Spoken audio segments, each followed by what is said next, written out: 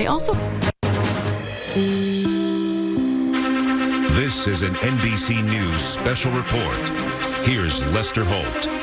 Good morning. We're coming on the air with breaking news in New York, where former President Donald Trump is about to hold what has been billed as a press conference right there at Trump Tower.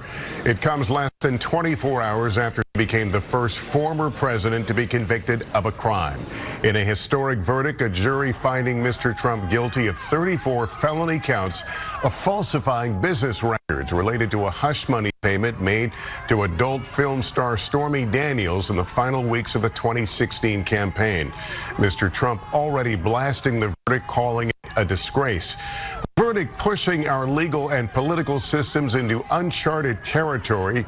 A lot to play out here still, not only his sentencing, which may or may not include prison time set for July 11th, but also how this may impact the presidential election. Notably, Mr. Trump's press conference is also set at the same place he announced his first campaign in 2016, this time under very different circumstances. Let's go to Hallie now, who is at the scene there. Hey there, Lester. Yes, we are here in the atrium of Trump Tower, and if I look around the corner, it's because former President Trump is walking out as we speak. It is not clear at this news conference if he is set to take questions or not. We are obviously positioned.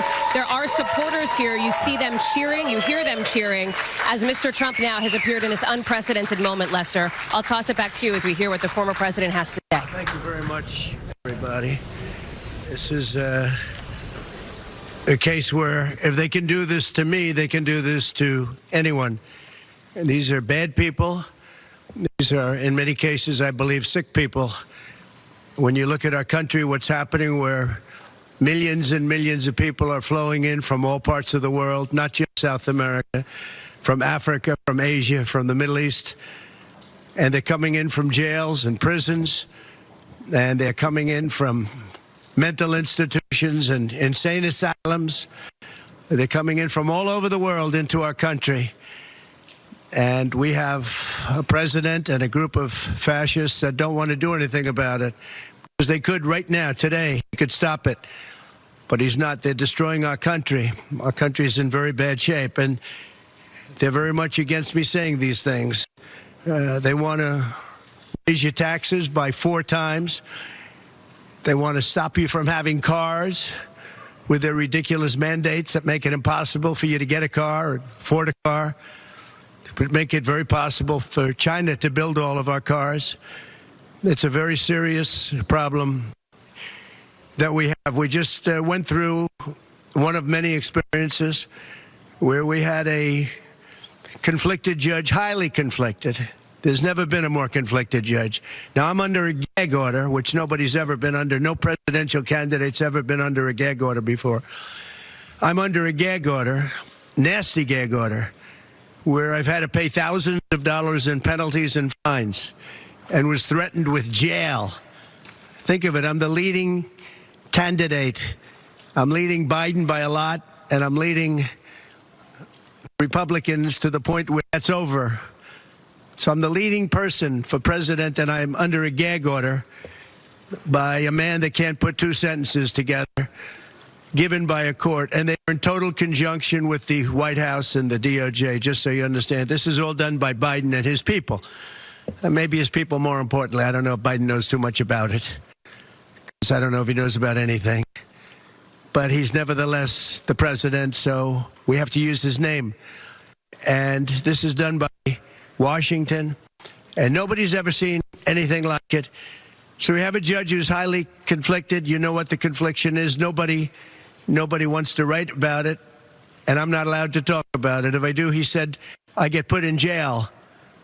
So we'll play that game a little bit longer. We won't talk about it, but you're allowed to talk about it. I hope you do, because there's never been anybody so conflicted as this. As far as the trial itself, it was very unfair. We weren't allowed to use our election expert under any circumstances. You saw what happened to some of the witnesses that were on our side. They were literally crucified by this man who looked like an angel, but he's really a devil. He looks so nice and soft, People say, oh, he seems like such a nice man. No, unless you saw him in action. And you saw that with a certain witness that went through hell. And when we wanted to do things, he wouldn't let us do those things. But when the government wanted something, they got everything. They got everything they wanted. It was a rigged trial. We wanted a venue change where we could have a fair trial. We didn't get it. We wanted a judge change. We wanted a judge that wasn't conflicted. And obviously he didn't do that. Nobody's ever seen anything like it. We had a DA who is a failed DA. Crime is rampant in New York, violent crime. That's what he's really supposed to be looking at. Crime is rampant in New York. Yesterday in McDonald's, you had a man hitting him up with machetes, a machete. Whoever can imagine even a machete being wielded in a store, in a place where they're eating, and he's going rampant, and Bragg is down watching a trial on what they call crimes. They're falsifying business records. That sounds so bad. To me, it sounds very bad. You know, it's only a misdemeanor, but to me, it sounds so bad. When they say falsifying business, that's a bad thing for me. I've never had that before. I'm falsifying. You know what falsifying business records is? The first degree. They say falsifying business records. Sounds so good, right? It means that legal expense. I paid a lawyer, totally legal. I paid a lawyer a legal expense. And a bookkeeper, without any knowledge from me, correctly marked it down in the books. A very professional woman, highly respected. She testified. Marked it down in the books as a legal expense. So a legal expense, paid a lawyer, is a legal expense in the books. It's not sheetrock, construction, or any other thing. It's a legal expense. Think of that. This is what the falsification of business records were. And I said, what else are you going to call it? What else are you going to call it? Now, I would have testified. I wanted to testify. The theory is you never testify, because as soon as you testify, anybody, if it were George Washington, don't testify, because they'll get you on something that you said slightly wrong, and then they sue you for perjury. But I didn't care about that. I wanted to. But the judge allowed them to go into everything that I was ever involved in, not this case, everything that I was ever involved in, which is a first. In other words, you could go into every single thing that I ever did. Was he a bad boy here? Was he a bad boy there? And my lawyer said, what do you need to go through? And all you wanted to do is testify simply on this case. Because I would have loved to have testified. To this day, I would have liked to have testified. But you would have said something out of whack, like it was a beautiful sunny day and it was actually raining out. And I very much appreciate the big crowd of people outside. That's incredible what's happening. The level of support has been incredible. So the whole thing is legal expense was marked down as legal expense. Think of it. This is the crime that I committed, that I'm supposed to go to jail for 187 years for. When you have violent crime all over this city at levels that nobody's ever seen before, where you have businesses leaving, and businesses are leaving because of this, because heads of businesses say, man, we don't want to get involved with it. I could go through the books of any business person in this city, and I could find things that in theory, I guess, let's indict him, let's destroy his life. But I'm out there, and I don't mind being out there, because I'm doing something for this country, and I'm doing something for our Constitution. It's very important, far beyond me. And this can't be allowed to happen to other presidents. It should never be allowed to happen in the future. But this is far beyond me. This is bigger than Trump. This is bigger than me. This is bigger than my presidency. And the people understand it, because I just see a poll just came out, the Daily Mail. That was the first one, came out, was done last night right after the verdict, where I'm up 6 points. 6 points from what we already were. We were leading fairly substantially. We're up 6 points in the Daily Mail. Now, maybe other polls come out and something differently. But a lot of people have predicted it, because the public understands, and they understand what's going on. This is a scam. There's a rigged trial. It shouldn't have been in that venue. We shouldn't have had that judge. He should have allowed us to have an election expert. We had the best expert, most respected expert, head of the Federal Elections Commission. He was all set to testify. He was waiting for 2 days. And when it was his turn, Bragg's people protested. And the judge knocked him out, said you can't testify. He actually said you can't testify for anything having to do with the trial. You can say what the federal elections is. Well, that doesn't help. Everybody knows that. But you can't testify. So essentially, he wasn't able to testify. Other people weren't able to testify. But with these people, they were able to use people salacious. By the way, and nothing ever happened. There was no anything. Nothing ever happened, and they know it. But they were as salacious as they could be. And it had nothing to do with the case, but it had to do with politics. And do you notice the timing? The timing was perfect. This case was dead. It was dropped by every agency, every governmental board. It was dropped by the highly respected Southern District. They said, no, there's no case here. It was dropped by federal election, and that's what it's about. This is about a federal election, not a state election. You're not even allowed to look at it. They took the state and the city, and they went into a federal election. They're not allowed. The people from federal election, Southern District, and Washington dropped the case. Everybody dropped the case. There was no case. Cy Vance dropped the case. And when Bragg came in, he said, this is the most ridiculous case I've ever seen. And who would have a certain person, again, gag order, who would have a certain person like this ever testify? He said, this is essentially one of the worst people I've ever seen, ever, to testify. He said, the craziest case I've ever seen, this is Bragg. Then when I announced I was running for president, a long time later, they decided to revive this case. And they got a judge, Judge Marchand, who was responsible for another case that was also brought. It destroyed the life of a very good man, by the way. Destroyed the life of a very good man who went to prison once, and then they just put him in prison again because they said he lied. He didn't lie. I looked at the statements he made. In fact, he didn't remember something, and they put him in jail again. They've destroyed him. With me for many years, he was an honorable person. He was an honest man. If you look at what he did, supposedly, it never happened. There's never been anything like this. Over the education of his grandchildren.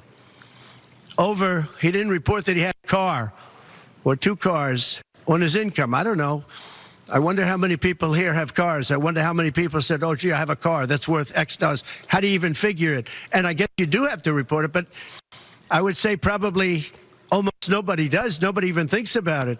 They put this man, they destroyed this man, but they put him in jail again because they didn't want him to testify. They didn't want him to testify. That's why he went to jail.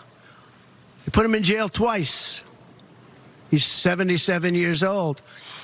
Now, normally I'd say that's an old guy, but I don't feel 77. Nobody ever says that about me. I'd like them to say, gee, we have to have a little sorrow for this man, because they just don't say that about me. But maybe I'm better off that way. I think I'm probably better off that way. But they put him in jail twice. And you have to see what they put him in jail. And he was threatened by the judge. This man was told, you're going to get 15 years in jail if you don't give up Trump. And he was told that. You're going to get 15 years in jail.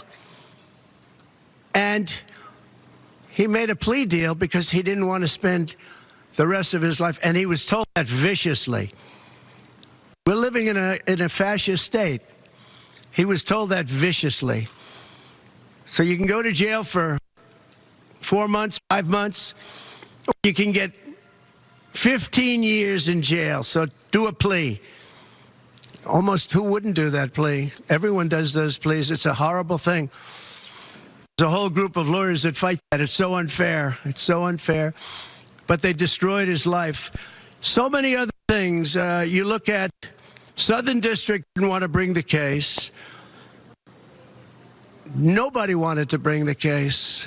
And then you know who didn't want to bring the case most of all? Is Bragg.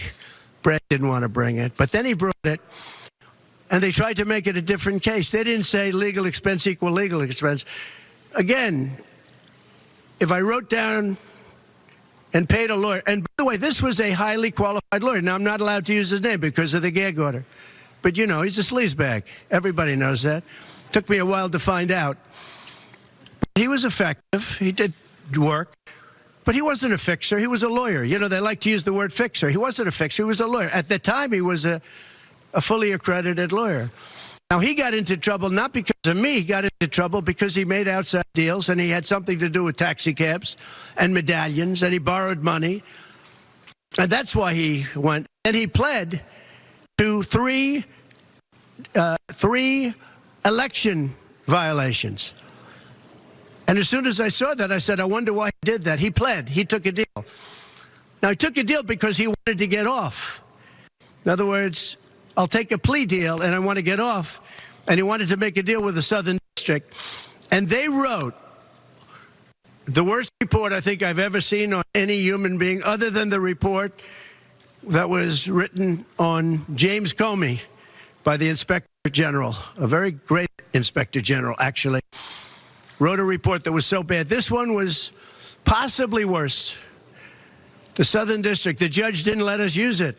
He said, it's hearsay. I said, it's not hearsay. Wouldn't let us use it. This is about the man. But he got in trouble for a very simple reason, because he was involved with borrowing a lot of money, and he did something with the banks. I don't know if it's defrauded the banks, but something happened. You guys know what it is. And then in addition to that, he gave up on three things where he wasn't guilty. In fact, they were going to testify in that. The head of the FEC, the Brad Smith, the election expert, #1 rated in the country, who was going to testify. He took a plea on three things. He just added them in because that gave him more bargaining power with respect to me. But the three things that he pled on, having to do with the election, and having to do essentially a little bit with me, they weren't crimes. They weren't crimes. Nor is paying money under an NDA. So we have an NDA, non-disclosure agreement. It's a big deal, a non-disclosure agreement. Totally honorable, totally good, totally accepted. Everybody has them. Every company has non-disclosure agreements. But the press called it slush fund and all sorts of other things. Hush money, hush money. It's not hush money. It's called a non-disclosure agreement. And most of the people in this room have a non-disclosure agreement with their company. It's a disgrace. So it's not hush money. It's a non-disclosure agreement, totally legal, totally common. Everyone has it. And what happened is he signed a non-disclosure agreement with this person, I guess other people, but it's totally honest. You're allowed to make the payment. You don't have to make it. You can make it any way you want. It's a non-disclosure agreement. And he signed that. And there was nothing wrong with signing it. And it should have been a non-case. And everybody said it was a non-case, including Bragg. Bragg said, until I ran for office. And then they saw the polls. I was leading the Republicans. I was leading the Democrats. I was leading everybody. And all of a sudden, they brought it back. It's a very sad thing that's happening in our country. And it's a thing that I'm honored. In a way, I'm honored. It's not that it's pleasant. It's very bad for family. It's very bad for friends and businesses. But I'm honored to be involved in it because somebody has to do it. And I might as well keep going and be the one. But I'm very honored to be involved because we're fighting for our Constitution. The money that was paid legally. There was nothing illegal. In fact, the lawyer in creating the NDA, because at that time he was a fully accredited lawyer. He wasn't a fixer. I never thought of him as a fixer. The media called him a fixer, or the prosecutors called him a fixer. He was a lawyer, and he was fairly good. Later on, I didn't like what he did. I didn't like, for instance, I didn't like that when I became president, he went around and made deals with companies. When I heard that, he was gone. He was gone. And he had payments coming to him And a lot of this involved things that are very simple. There was nothing wrong. This was standard stuff, all standard stuff. Everything involved was standard. There was no crime here. In fact, I just watched a couple of the reports. You watched Jonathan Turley, Andy McCarthy, Greg Jarrett. You look at all of these people, Mark Levin, all very talented people, great people, many more. And they don't know me, essentially. They don't know me. They're legal scholars and experts. But I look at them. I watched Turley this morning saying, there's no crime here. Everybody says there's no crime here, except for this DA that's got the city out of control with crime. It's absolutely out of control. So we have an NDA that was signed. We have legal expenses. And here's the thing on legal expenses. You have 100 where they say, they do a charge. I just recorded this out. Falsification of business records in the first degree. It sounds so bad. I said, wow. And even my own lawyers, I get very upset with them because they don't say what it is. They say, well, falsification of legal records is only a felony. Well, that's a lot. They say a misdemeanor. But they try and bring it up to a felony if there's 2 crimes. They have all these different things. The other thing is they missed the statute of limitations by a lot. Because this was very old. They could have brought this 7 years ago instead of bringing it right in the middle of the election. So they missed the statute of limitations. They did everything. Now, let me give you the good news. The good news is last night, we just got a report this morning. We are watching former President Donald Trump in his first lengthy remarks after being found guilty on 34 counts of document-related charges. This is taking place at Trump Tower. He began his remarks with what could actually be regarded as political remarks about various things that are part of the campaign, from immigration to car imports, but then has turned, of course, into the guilty verdict and his interpretation of the case, in some cases factually incorrect, which we'll get into in just a moment. We were told this was going to be a news conference. We are going to watch and wait and see if he takes questions in the meantime, and we'll continue, of course, to monitor his remarks. In the meantime, let me bring back Laura Jarrett, NBC News senior legal correspondent, Danny Savalos, also here, an NBC News legal analyst. A lot to parse through here, a lot of claims here. Let's pick one. Let's start with the gag order. Start with the gag order. He did make comments, obviously referencing Michael Cohen. I think most people would agree that's who he was discussing. Yeah. Michael Cohen still covered, and the former president certainly covered by this. So the purpose of the gag order, remember, is to protect the witnesses from being attacked so that it doesn't influence their testimony. The purpose of the gag order is to be there in place for the duration of the trial. And when he was fined before for his violations of the gag order, it was for making references about Michael Cohen, similar to the types of things that we heard today. I'm interested to see whether, now that the trial has been completed, his attorney actually asked for clarification to say, hey, Judge, is he still under the terms of this gag order until sentencing? Because there's an argument, I think, from the defense side to say, now the trial is over, he should be allowed to say whatever he wants. I can see prosecutors pushing back on that in event if for any reason they think there's still some witness intimidation. So I think that's an issue. We're going to reach out to the defense on their position, but he seems to be operating under the assumption that he is still under the gag order. He referred to himself as under it. We should note he also has repeated several times that he still wanted to testify, talking about the jeopardy that most lawyers will advise you that if you put yourself out there, but again maintaining that he wanted all along to testify.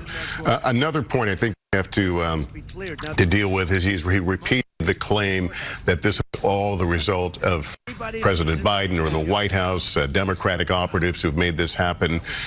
This was a state prosecution. A state case indicted by a state grand jury, and now a grand jury, now a jury of 12 in New York finding him guilty. This was not a decision reached by a judge. This is not a decision reached by prosecutors. This was a decision reached by a jury with no connection, no discernible connection to the White House or the Justice Department. It's a claim that he's tried to surmount for political reasons throughout this trial. And Danny, let me ask you, he also went into a very long defense of the criticism of the trial and what they wanted and what they didn't get. He said the government got everything it wanted in terms of requests to the judge. Is that a fair characterization? No, not exactly. I mean, the defense won some points throughout the trial, but one of his main complaints, for example, is that they weren't able to call an election law expert.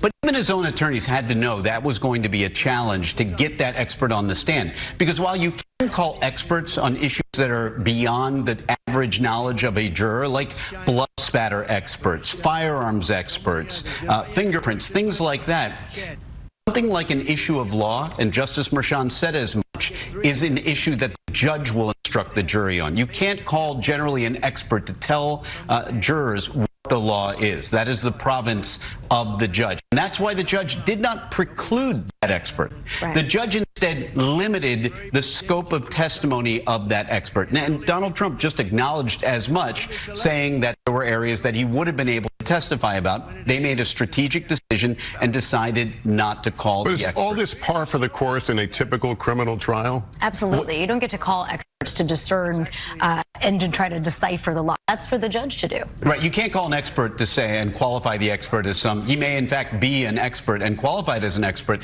but you can't turn to him and then say, tell the jury what the law is and tell the jury that what the defendant did was in fact lawful. That is literally what the purpose of the jury instructions are. That is why they are instructed, and that's exactly what the judge said. Maybe not verbatim, but essentially, I will instruct the jury on the law. Therefore, these are the limited areas that your expert can go into. He also talked about this case being only a misdemeanor. In fact, it was boosted to a felony, correct? Boosted to a felony in this case. And we should be clear that the way that they sort of attach their wagon in this case to a felony is novel. We have not seen that before. We have seen plenty of falsification of business records cases in New York and other places, but the way that they went about it by sort of latching it to a federal violation of campaign laws, that is novel. That is untested, and it hasn't been done before. And it's one of the reasons that he's right that many prosecutors didn't want to bring this case, including prosecutors in this very office in Manhattan. But they ultimately decided that they thought that they could bring it. They thought that it was valid. They thought that it was legal.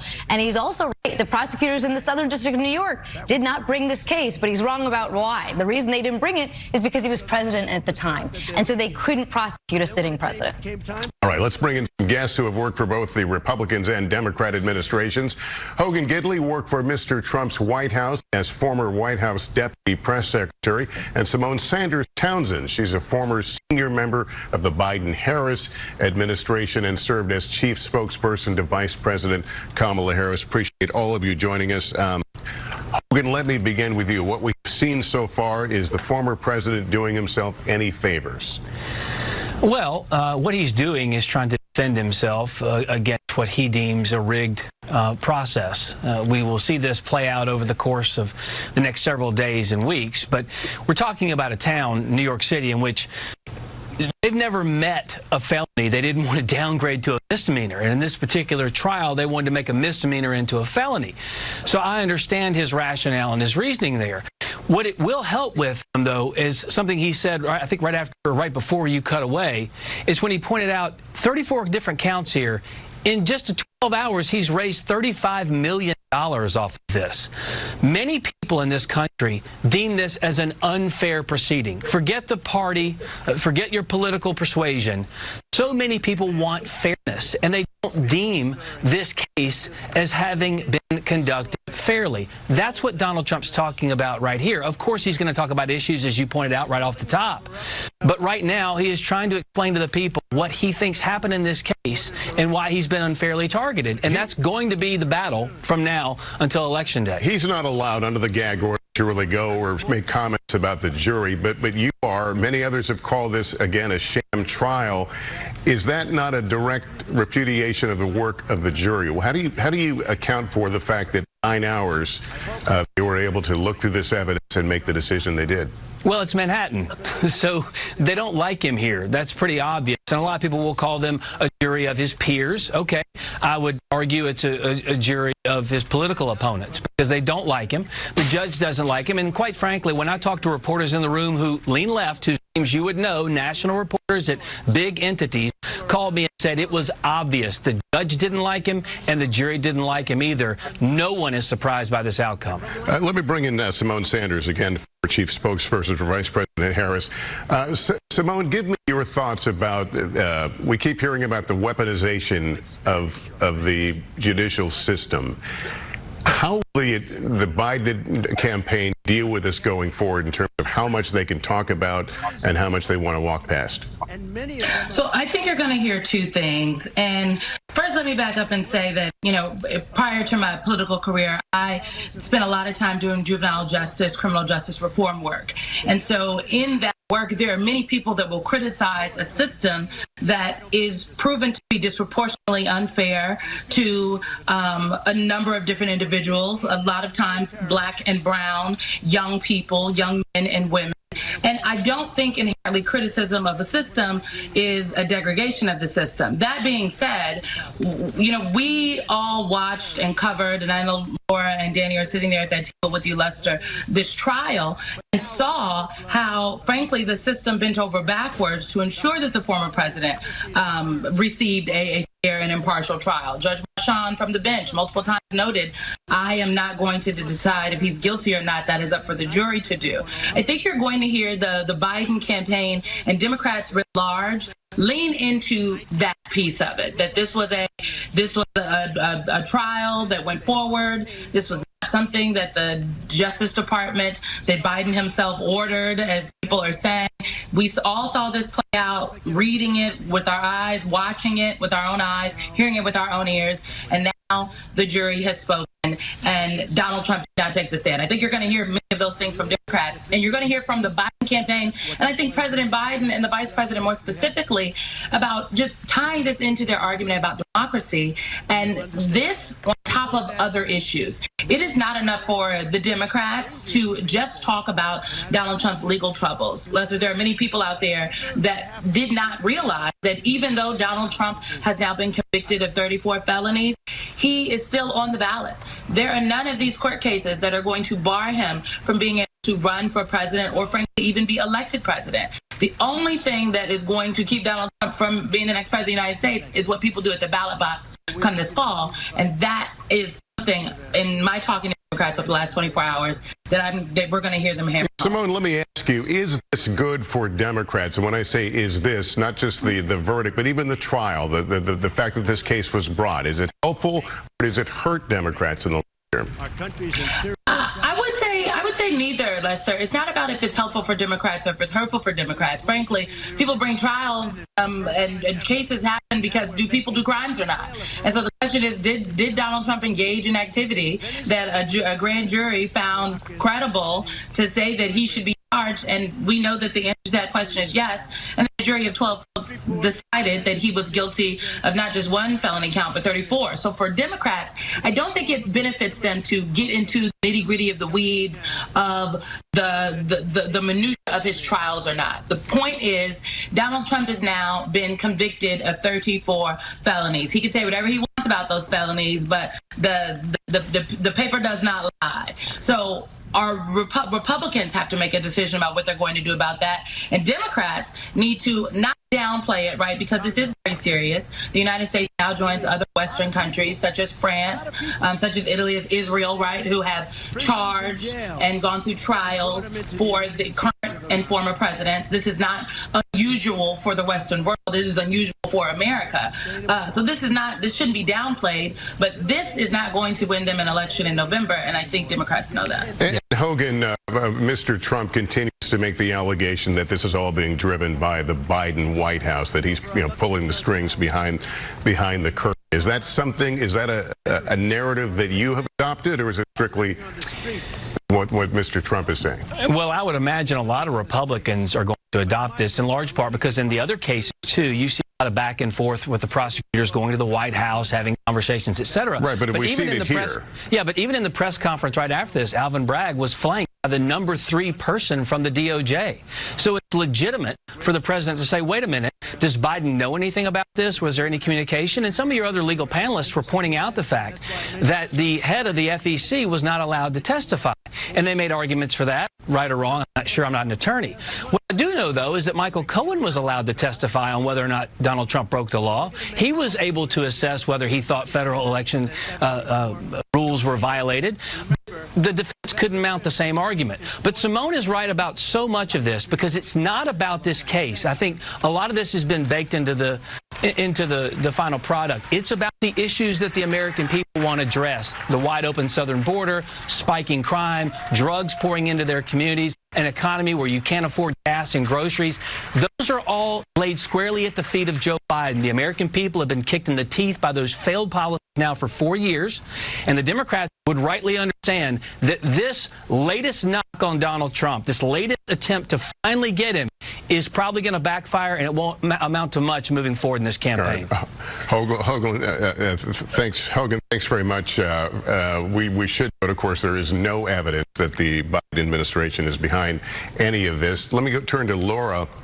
You were shaking your head at one point. Just briefly, we should just be clear. What Michael Cohen was there to testify about was the alleged conspiracy. As he said, he agreed with the former president to do this. He was not there to opine on the law. He was not there to say that that there was an actual violation of law in his opinion as a lawyer. He was there to say what we did together, what we conspired to do together, broke the law. That is just a small distinction I think we should make. He was not there as a lawyer in that capacity. Michael Cohen was a fact witness, yes, and he would never have been qualified as an expert on election law. And really, he's talking about his awareness of whether or not what he is doing is criminal. That's not the same as describing what is and what is not illegal under the law. It's a totally different area of testimony. Expert testimony versus percipient factual witness testimony. That's what Michael Cohen was. And he's the farthest thing from a legal expert because, of course, he's not a lawyer anymore. So that's not his role. It was never his role. He was a fact witness. And Laura, we heard from Todd Blanche earlier today, kind of giving the outlines of what they might base an appeal on. Anything he said surprise you? Well, there's plenty, I think. There's plenty of fertile ground here. As we mentioned, they've raised statute of limitations issues. They've raised issues with the fact that Stormy was allowed to testify at length about an alleged sexual encounter that was salacious, which they say obviously never happened, and the former president again denied it again today. I think that's a ripe ground for an appeal in terms of prejudice. We might also see the fact, again, the way they hooked this misdemeanor to another misdemeanor to make a felony had never been done in the way that they did it in this case. And all of that can be grounds for an appeal. All of that is going to take weeks, if not months, if not more than a year. We're going to go back to Trump Tower. Hallie Jackson is standing by. Hallie, this was billed as a news conference. It was something a bit less than that. Describe what's just happened. It was not that. It was a statement. It was a speech, essentially, by former President Trump delivered to members of the media who have assembled here on this historic day. I want to give you some context of the room here. If you heard cheering and clapping, it came from a group of supporters who were inside Trump Tower. Outside, you have another group of Trump supporters who are holding signs. One of them, for example, says Trump or death. But inside here, I couldn't help but think, Lester, as I listened to the former president speak, that in some ways, this is what we may have heard to a degree if he had taken the stand and testified in his own behalf. I know you've done some fact-checking there back at the studio at 30 Rock, but the former president had the opportunity to do so. He said he would have loved to. Again, he chose not to, but you heard him try to make his case, a case that the jury firmly and clearly rejected with those verdicts, guilty verdicts on those 34 counts here. This was, in some ways, the Donald Trump that I have covered, we have all covered here for many years. It was an airing of the grievances. If this trial in many ways has been a trip down memory lane dating back to 2016 and earlier, this was former President Trump ticking through his issues with, for example, his previous impeachments, his time in office, going after President Biden in a way that we often hear at his campaign rallies, Lester. So more to come here, but the former president did one thing here, Mr. Trump. He cast the stakes of this election, saying that November 5th, Election Day, is going to be the most important day in American history. Lester. Hallie Jackson, thank you. That concludes this NBC News special report. We'll have much more ahead on our streaming network, NBC News Now, online at NBCnews.com, and a full wrap-up tonight when I see you back here for Nightly News. I'm Lester Holt in New York. Thank you for watching, everyone, and good day.